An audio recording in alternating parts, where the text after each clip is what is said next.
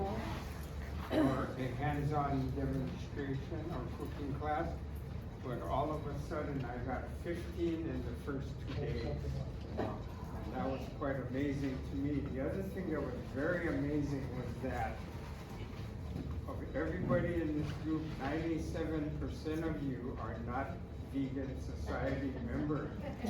You are all people that somebody sent you know, because they obviously care about you enough and they know about your health challenge. And I think you came to the right place because a couple months ago I had a health challenge. And it wasn't just a normal health challenge. I think I was kind of unaware, maybe not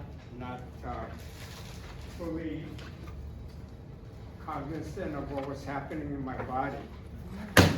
Good. By the way, this is my wife Jeanette there.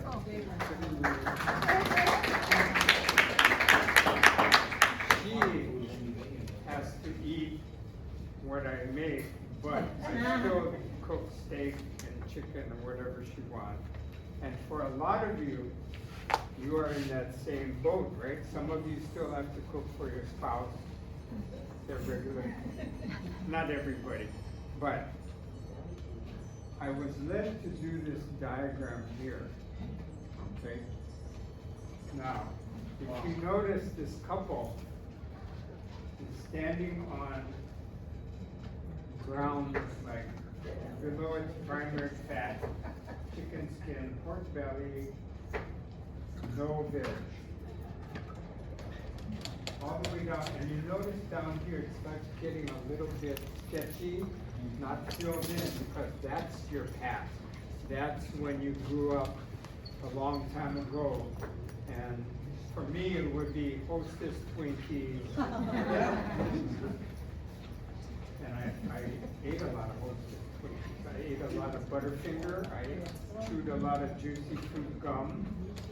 And that's the way we grew up. Now, in this, what I call the chasm of despair, high blood pressure, gout, whatever. And some of you actually see something that your body's working on right now that you need to put a lid on.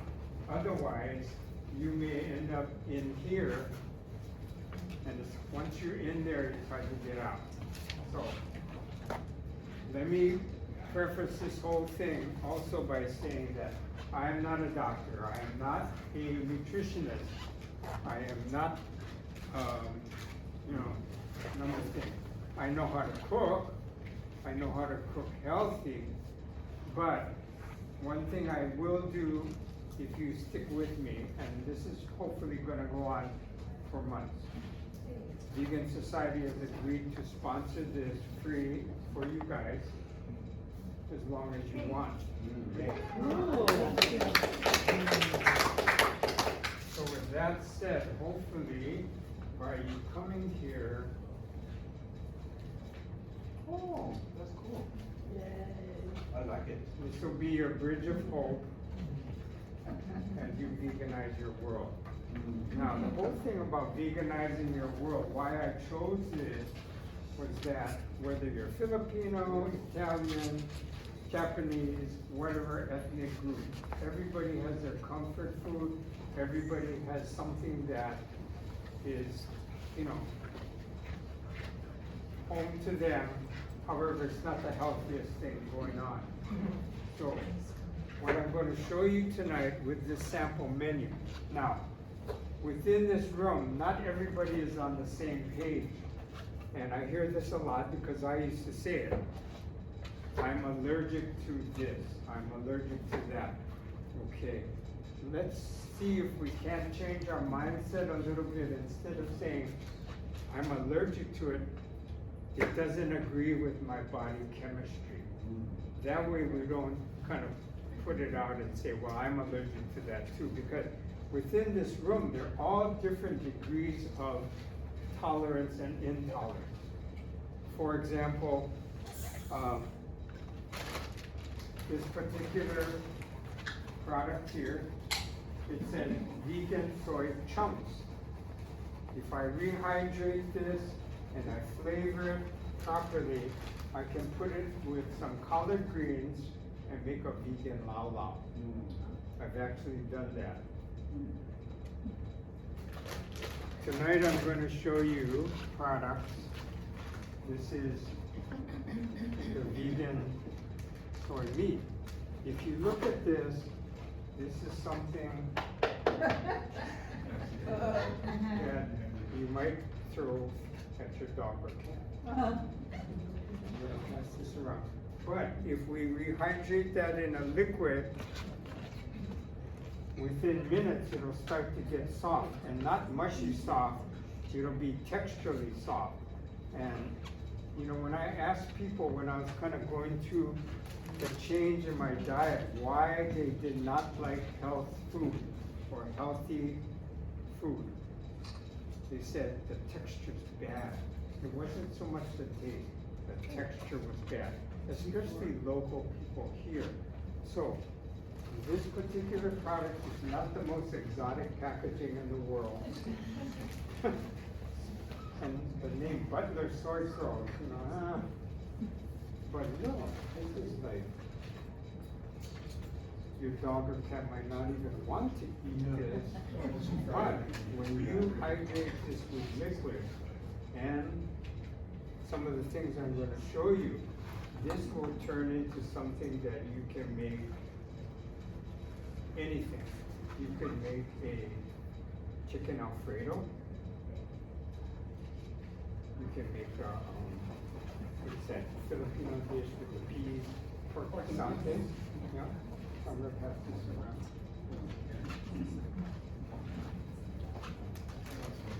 All these you can get on Amazon. Okay? This product here, don't let this, you know, labeling fool you. This is probably the best umami product out on the market. I've been using this for over 20 years. I became aware of this from when I used to teach at Castle Medical Center in Oahu. And the head of nutrition, who was originally from China, she said, I'm going to share this with you. I want you to try it. And now I put it in my miso soup, stews, curries, whatever. You can even sprinkle it on things, just as a flavor enhancer. It does not have any MSG, but when you eat it or drink it, you know, I made miso soup for a Father's Day gathering for over 180 people. They said, what did you put in that soup? Tastes like it's going towards chicken broth. However, in addition to that, there was that extra flavor. Yeah, umami. So what I'm going to do tonight is I'm going to boil some water, put a little bit of this inside, and give you a little taste. Warm broth. Okay? So you can see what you can do.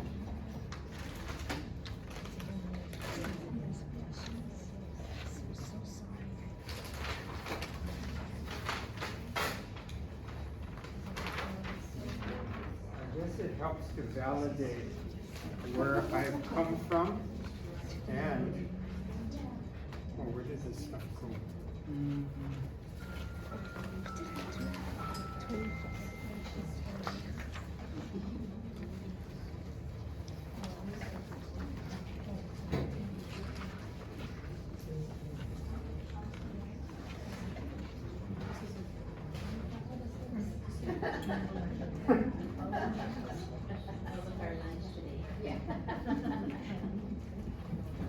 Two Big Macs, fillet of fish, a large order of fries, and a chocolate shake.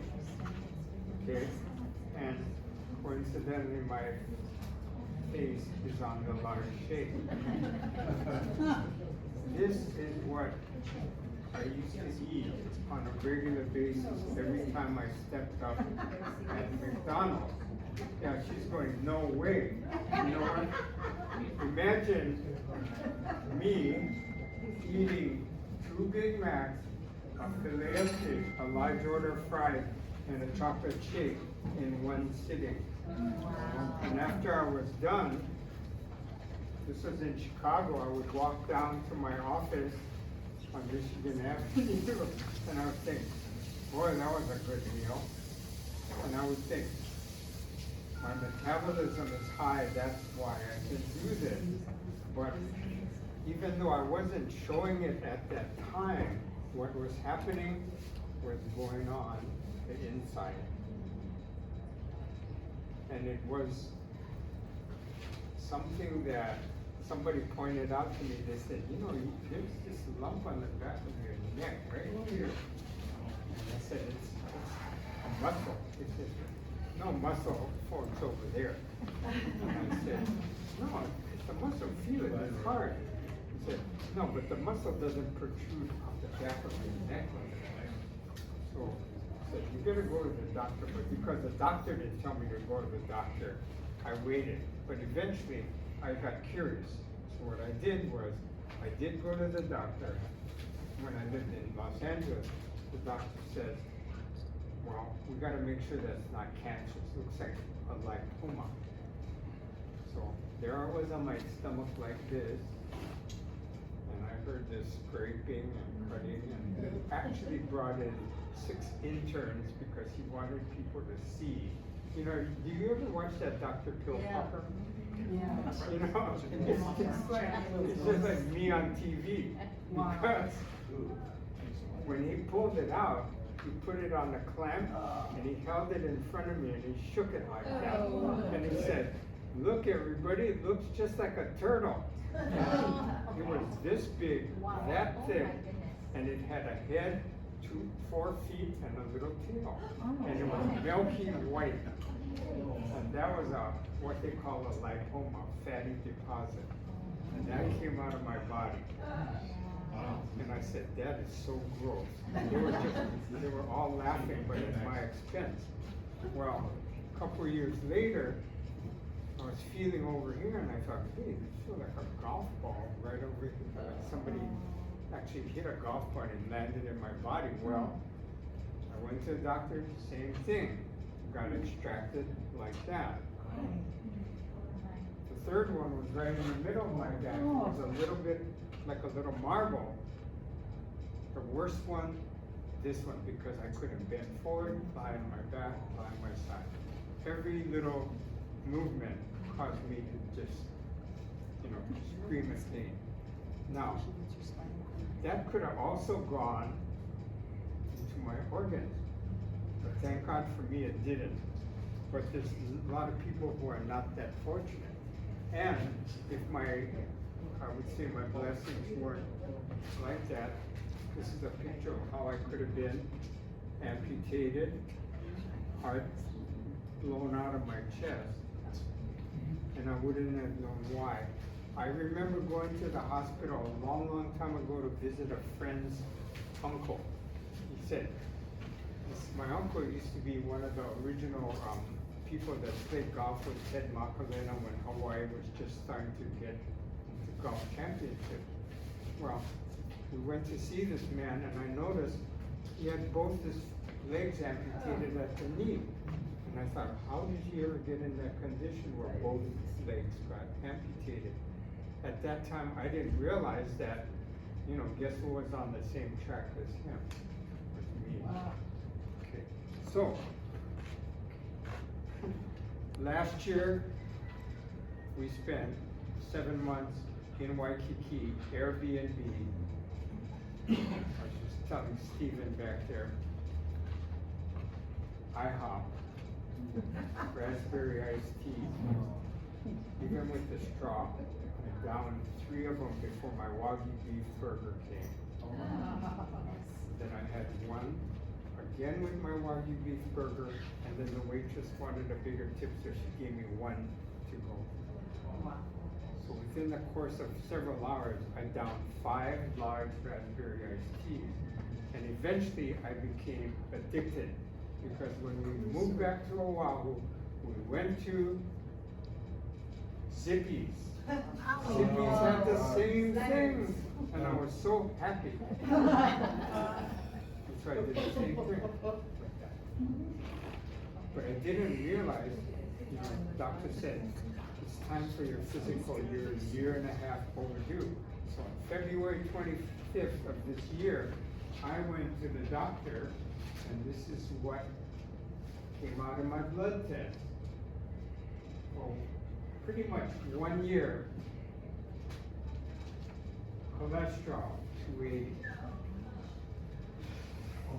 Blood pressure, 180 over 125. A1C, I was borderline 6'2". I took myself to 11.2. Those of you that know about A1C know that that's almost like, you know, kidney dialysis, heart failure. Weight 167. I told the doctor, I've done it before, I was vegetarian before. He said, no, you need to be on 4 meds just for A1C. 2 for your blood pressure.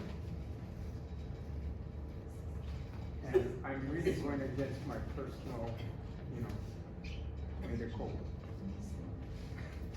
whatever, but he gave me 3 months. So I went vegan. Vegan is not vegetarian. Vegan is stricter, but he scared the heck out of me. And so after 2 months, he called the blood test 1 month earlier. And to this day, he still doesn't believe it. He said, you did it with food. I went from 280 to 200. I have never seen 200 in my cholesterol reading. It was always 235. This is the one that shocked him the most. I am now on the average 101 over 68 to 72. For the first time in my life, a physician actually told me, you don't need lipido. Yeah. Now this is the one that he really couldn't believe. 11.2 went down to 8.2. At the end of the month, I'm going to take another one because that's going to be his extension that he gave me, and hopefully it'll drop back to 6.2. We'll see. The big one for me, 167 went to 40, 25-pound loss.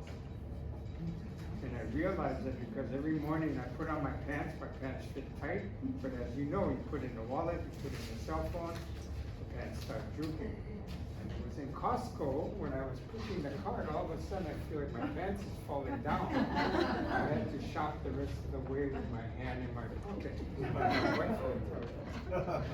And it wasn't funny, it was very, very uncomfortable, but it's a nice uncomfortable because I actually lost enough that I have to wear a belt now. Okay, so.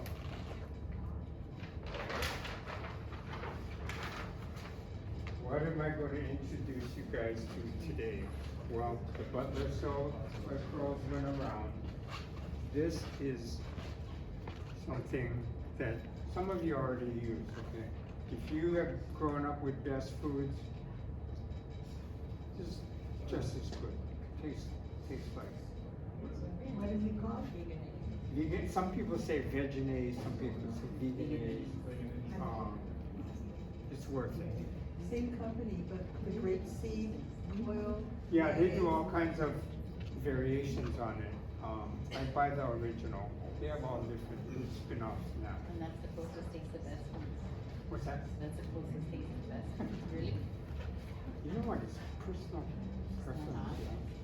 But you know, when you go back to when we were growing up, we used to mix mayonnaise with soy sauce and eat broccoli.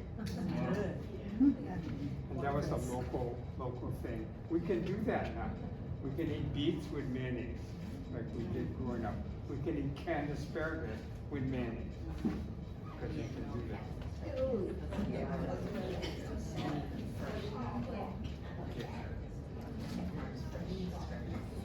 These you can buy at any supermarket, but these two here, you might have to go on Amazon. And if you go on Amazon, you can get each one together as a set. This is called Better Than Bouillon no beef base. This is no chicken base. It is just as good, if not better, than chicken bouillon. So, do they have it at Down to Earth? Because we got that 10% coupon. You know, it's funny, Down to Earth has the regular and they don't always have this. Yeah. I think because people buy it out. So I order it online and sometimes I need to get more than just two. But Whole Foods is an option. Yeah, They have it at Whole Foods. They have it at Whole Foods. okay. Now what I do is, I flavor these, I rehydrate it with water. The liquid is made with a broth with this inside, and depending on which direction I want to go, it either goes chicken or beef. So I can use, like for this one here, when I made my lao lao, I rehydrated with this, then I turned it into beef for my lao lao with this. Very easy. Can you send that one around, Paul? Very soy meats, these come from Taiwan. Now, not everybody can eat this because there is some wheat in it. But I just want you to know that if it was a choice of real beef with all the cholesterol, fat, negative aspects of it, or eating something that is going to be texturally the same, tastes pretty much the same, and is a lot healthier for you. What I'm trying to do is help you build a bridge where some of you won't just say, I'm not a rabbit, I don't eat raw food all the time, you know. Even Down to Earth told me that one of the biggest areas of business growth is what they call analog. Analogs are the fake hot dogs, the fake cold cuts, whatever it is that reminds you of what it is. It doesn't exactly taste like it. I mean, hot dogs are the worst, because hot dogs are still mushy. But you know what? If I crave a hot dog now, even though the texture isn't there, I've learned to deal with it. Okay. Bragg's liquid aminos. Most people know about that, right? That's my substitute for shoyu. Now, typically for a lot of Asians that, you know, grew up with flavoring, what's a typical Asian sauce? Teriyaki sauce. Okay. Now, how you make teriyaki sauce? Shoyu, sugar. Equal parts. You boil it, or you just use it straight. You might use ginger, garlic. And so, me going into the zone of diabetes pretty much cut sugar totally out of the picture. However, I was at Down to Earth.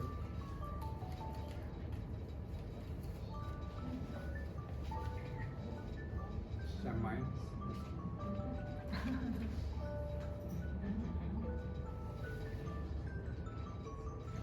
Just an alarm. Okay. This I got at Whole Foods. I wondered why all the monk fruit was still there, but this was gone. I took the last bag. So I got curious. I went online as I was standing there, and all of a sudden I saw this particular product does not spike your glycemic index. So you don't have to worry about the negative aspects of this sugar substitute. So I bought it, took it home. I tried to make a teriyaki sauce 50-50 with Bragg's amino and this, ginger, garlic, and you know what? Right on target. What is it? Can you just tell us the name of it so we can, I can't quite see the name. All right, I'll pass this around. Thank you. So I went online and I even went on AI. I took a picture of this. I went on AI and I just said, does this have any kind of negative aspects for diabetics? Is this the kind that is gonna trigger a negative incident in your heart later on? And right now, this is, I don't think that many people know about it, but I went on Amazon and there's thousands and thousands of people that are ordering this product. So it's Not that better brand. than monk food? I'm sorry? It's better than monk food? Cheaper. Yes, yes, yes. By a significant amount? It's better than monk food? That, I don't know. Okay. But, in fact, I was at Alive and Well when the guy gave me the whole sales pitch on my monk fruit. Then I went home, and then I saw all these other spin-offs of, questionable things, so. I don't eat that much sugar anyway. Yeah, I just use coconut sugar. So. Yeah. Now, this is the part, if you wanna pass this around to look at.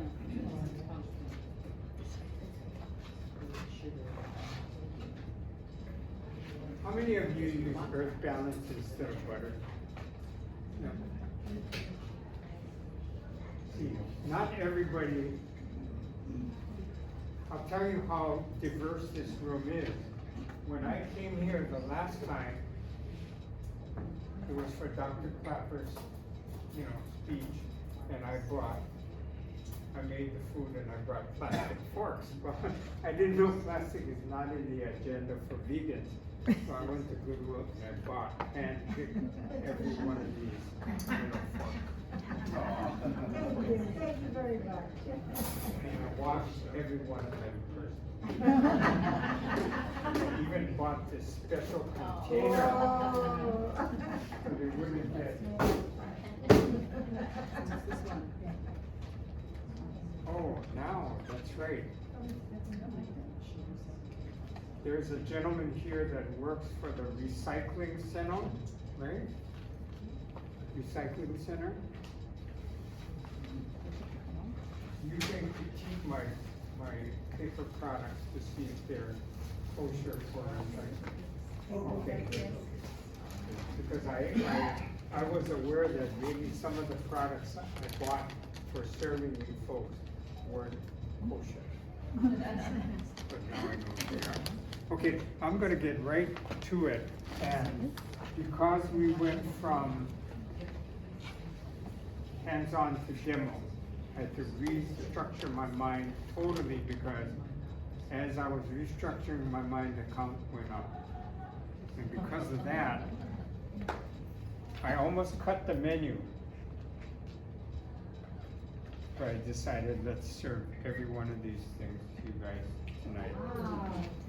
So, the first thing you're gonna get, and I need to do this and put it in the oven, is farro risotto, okay? Farro is what they call an ancient grain, quinoa and teff, and those types of grains fall in this. What ancient grain means is it's not processed. So a lot of the husk or the original coating is still on there. So you don't have the negative side effects as much.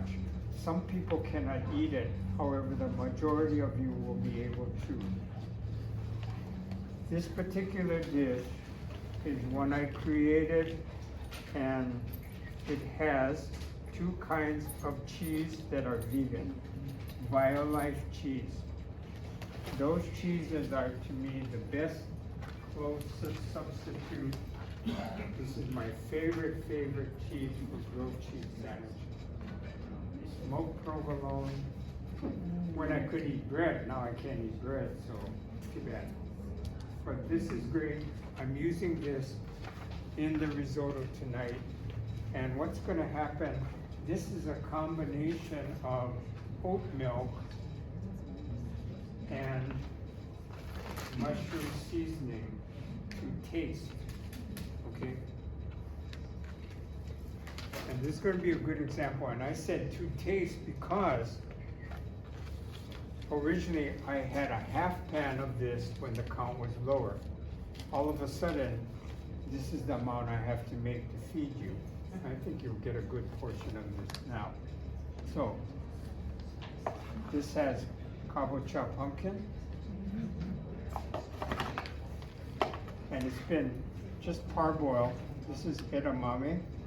This is the soy cheese, and I brought some Violife vegan feta.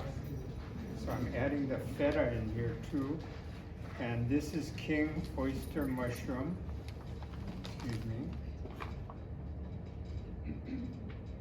So we're gonna have our prep team mix this all up and add this into that, put it in the oven. And we're gonna bake it so we get a good head start on it. Okay, so we turn it up. Yeah, oven is already, okay. Come on. You know, let's give our prep people all the people that helped today, please stand up, please stand up.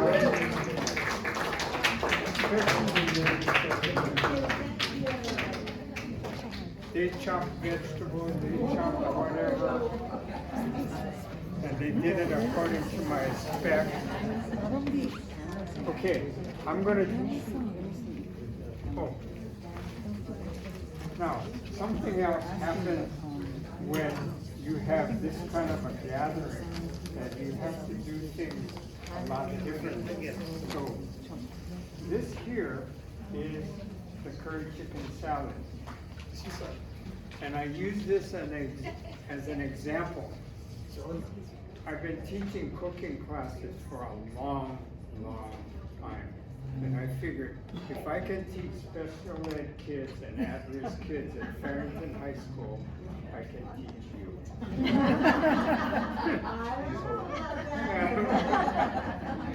Okay, now what you don't see on that recipe up there is serve 6 to 8, right? You don't see any designation. Okay, there's a reason for that, because I want you to kind of reorient your mind, because every single person is in this room that cooks, whether you're cooking as a single person, as a couple, for your spouse, or for a group that's coming over to your house. I want you to start thinking, just in this class, what is your final group? Is it you and your husband, just you and yourself with no leftovers, or you want a little bit of leftovers? So what I've done is, can everybody see this? Okay. If you're a single person and you make 1 cup of this curry chicken salad, chances are you can make 2 sandwiches with 1 cup of filling. Correct? If you imagine yourself putting it on a piece of bread. Or if you're with your husband or wife, the husband is going to eat 2/3, and like my wife just wants 1 piece of bread. She doesn't want the extra bread. So that works for us. Or you can have 2 scoops of salad on a bit of greens. Or with this curry chicken salad, what we've actually done is we add some chips and you use it as a dip. If you have a group and you want to just say, serve 6 guests, say you're having 6 guests come over, imagine each person getting a half-cup portion, so that's 1, 2, 3, 4, 5, 6, a total of 3 cups. If you go back to the recipe here, the recipe says 3 equal portions, soy, onion, celery. Every recipe isn't going to come out like that, but I'm always going to give you this orientation.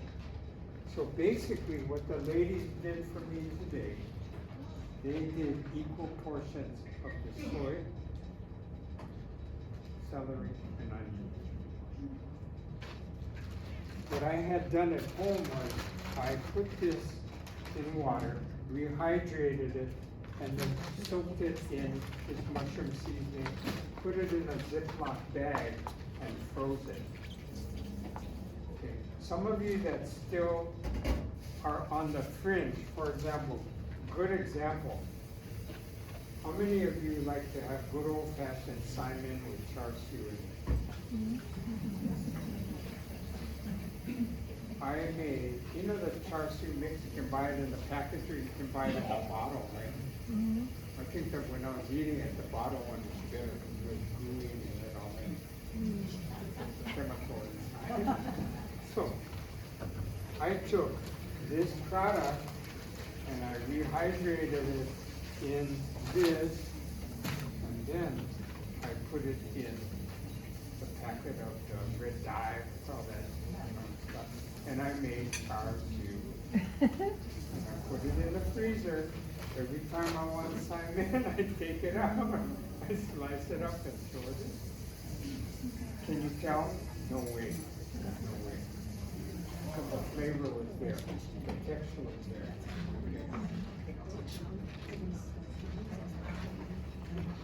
Can I ask you a question? Yes. So when you're doing your chicken salad, you know, I'm not crazy about onions, so could I put something like more celery or substitute something else? Yeah, you can do whatever you want. The reason why, okay, this original recipe came from the Wildlife Country Club. Okay. When they do it, it's celery, onion, chicken.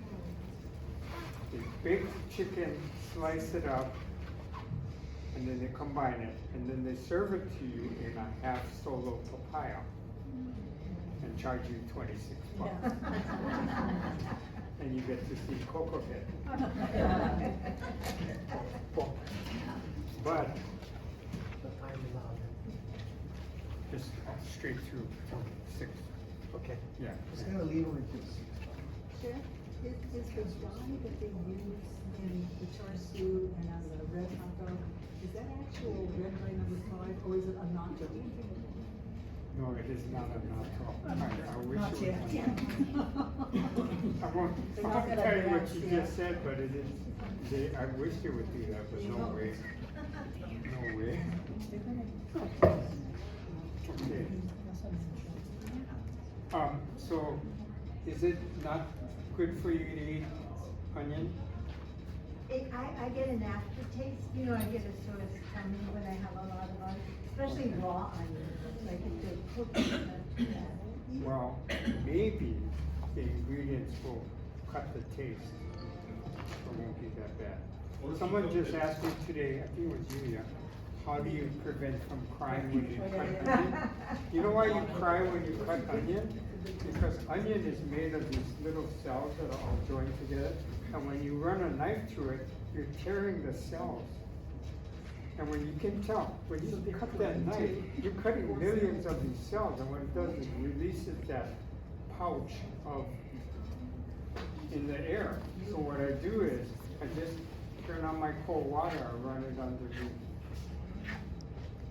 And so I just washed away that extra airborne stuff. Yeah. Okay, now I'm gonna do a little trick for you. Since we don't have that many bowls, because the volume just went berserk. I'm gonna put it in the bag, and I'm gonna add my Veganize to the bag. I'm gonna add my curry powder to the bag, my chutney to the bag. And we're gonna load it. Okay, now, hey, Chef Paul, you know, how come now you don't tell us how much mayonnaise to use, how much chutney to use, how much curry powder to use? Okay, once again, everybody has different preference. Some people like it real dry on their tuna salad or chicken salad. Some people like it real soupy. Okay, and that's personal preference. Nothing wrong or right. So, oh no, I don't believe this. At least I got him. I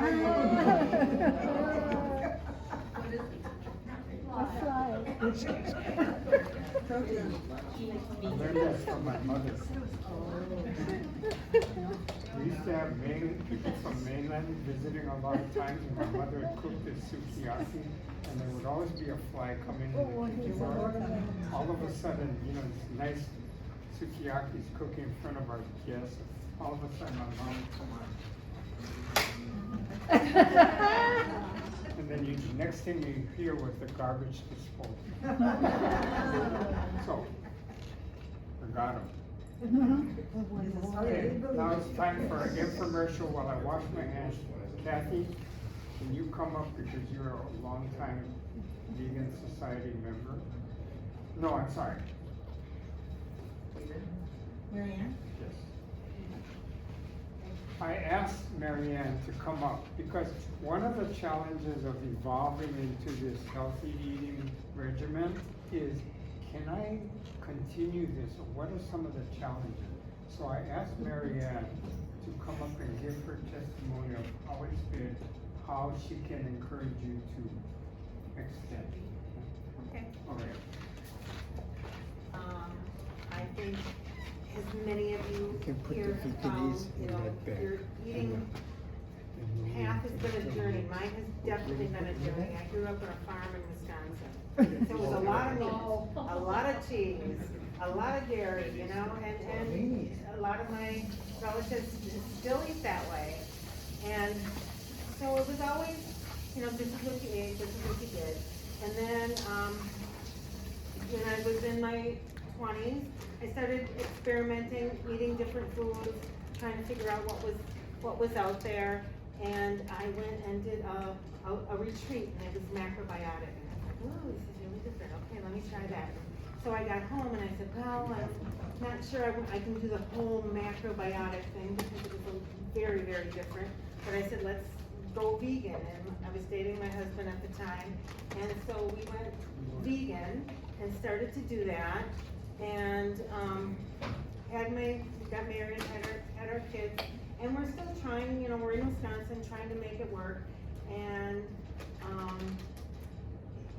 you know, it was okay until our kids got a little bit older and they kept saying, I want to go to grandma and grandpa's house and eat hot dogs. They wanted to experiment more. So then we added meat back in our diet. And that went okay for a while till we moved here. And my husband went home for Thanksgiving one year, and I stayed here. I had some people visit, some other girlfriends visiting, and he read Colin Campbell's book, The China Study. And that book, he calls me up and he goes, honey, I'm vegan now. You know, it just took, and here he is, maybe he can explain.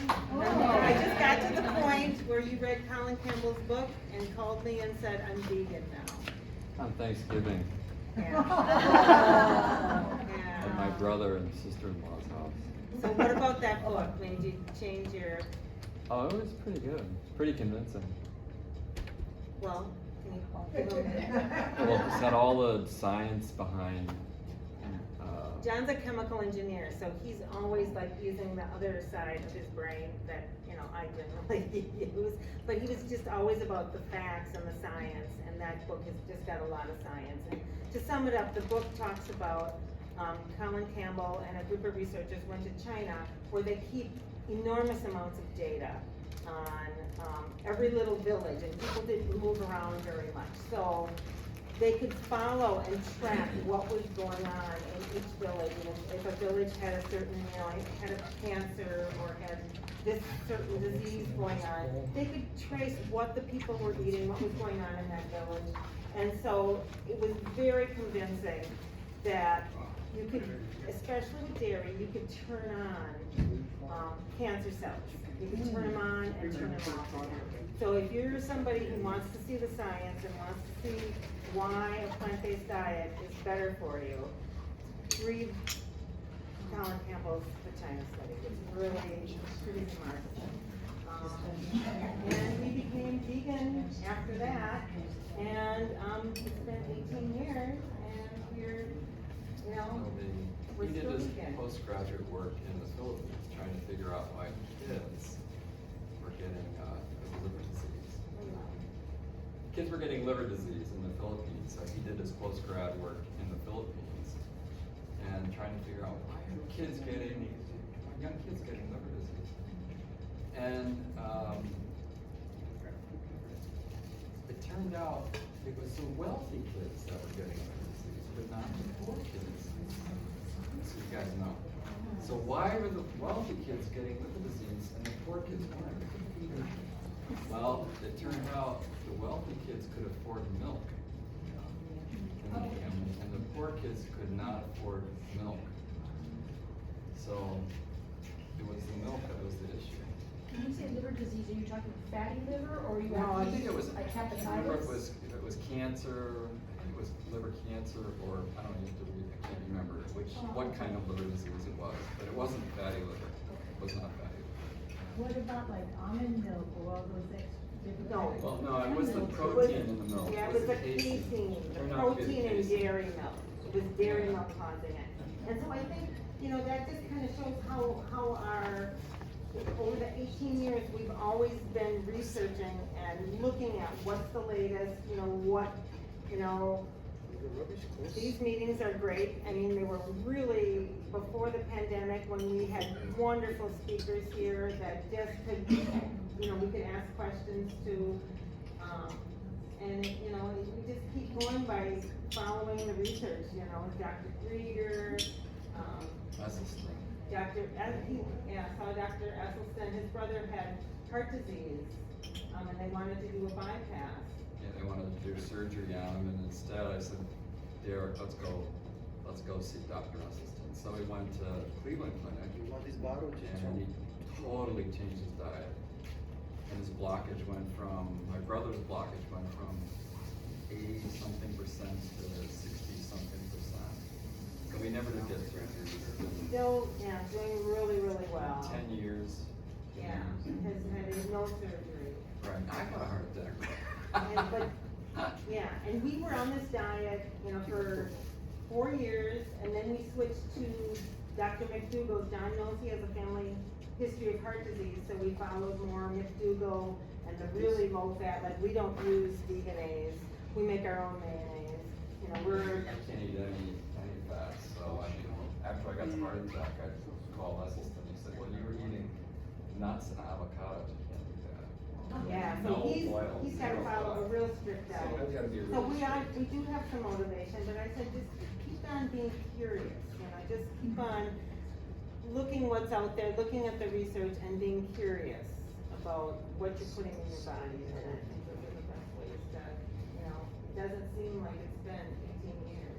It's now a way of life, it's a little hard when we go back to Wisconsin, and, you know, I think social gatherings are the hardest, because nobody understands, why are you eating this way? And it's like, well, if you look at the research, why wouldn't you eat this way, you know? So, I don't know. In Indonesia, and the maternity ward in Bali, right, took, Mhm. they have posters on the walls showing, I like that.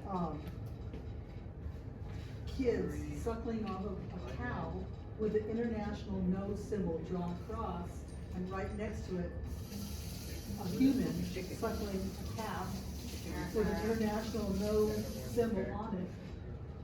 Asian diet doesn't do milk. Right. Although, what's interesting is, you look at some African tribes that mix the blood and milk together and turn that of an animal, of a cow. Yeah. So that, it's just like they're pulling on a kind of, but the other thing about, They make it a lot of heart disease and cancers, I mean, yeah, I don't know. but the milk situation, yeah, I've never tried milk. Yeah, that's great. Yeah. Yes. So I love ice cream. I don't drink milk usually, but that ice cream has the dairy. So in the vegan stores, you know, Whole Foods, they have different kinds of ice cream. Are those better for you than that? These do not have the casein, they don't have the milk protein. Milk protein is a problem according to Colin Campbell and according to Dr. Krieger. Well, Krieger doesn't do research, but he studies the research. So, there's still fat in those, so I don't eat them. So my favorite way to make ice cream is to use frozen bananas, you know? Banana, yeah. So you take your bananas and you put them in the freezer, and then you take them out and you chop them up and you throw them in a food processor, and you can add, you know, strawberries if you want strawberry ice cream. You can add Vanilla. mango, you can add soursop, makes a wonderful ice cream. So many different things, it's just as frozen fruit, throw it in a food processor, and you've got your ice cream. You can, you know, add your sprinkles or whatever you want. It's coconut milk and a fruit. Yes. And you pour it in those unfortunate plastic containers, Filipino style. Yeah. It's candy. Right, berries. yeah. There's many easy ways. I think they're ready for me to come sit down now. They give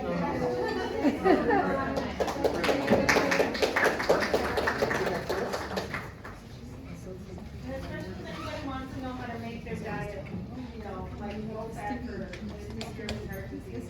I've worked around it for, 15 years now, so we gotta check it out. This can be an educating thing. Plastic. They need to be last 10 lifetimes. You know, like they're putting some people as well.